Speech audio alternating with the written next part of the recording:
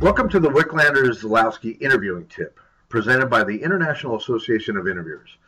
Hi, I'm Chris Norris, Director of Webinar Training, WZ Europe and International Training at Wicklanders-Zalowski and Associates. Today's tip, we'd like to talk about telephone interviewing and a couple basic tips that go along with conducting a non-confrontational interview over the telephone. First and foremost, what I want to remind you of is that just because we're on the telephone, we don't change our tactics. We're still going to utilize what we're familiar with when we sit face-to-face with an individual. We just take those same tactics and apply it to the phone.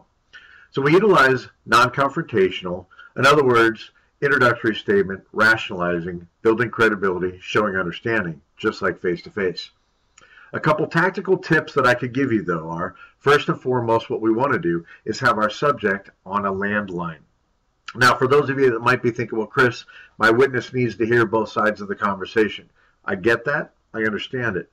One of the ways that you can accomplish what we're saying works well is, and satisfy your company policy, is just not only have your subject on the landline, but have your witness on a different landline, calling in on a conference call. The reason we want our subject on a landline is your voice is in their ear. It's a much more intimate, more private conversation. Your voice isn't echoing throughout the hall, and it allows them to speak to you very calmly and casually, as well as placing the microphone right next to their mouth, allowing you to pick up on some more subtle changes in behavior. What we're going to do on our end is we will begin the conversation on the speakerphone. The reason we choose to begin on the speakerphone is there's a point during the conversation what we'll end up doing is go from the stale speakerphone to suddenly picking up the handset and creating closeness, closing the gap, physically moving closer to the person we're talking to, even though they might be miles and miles away.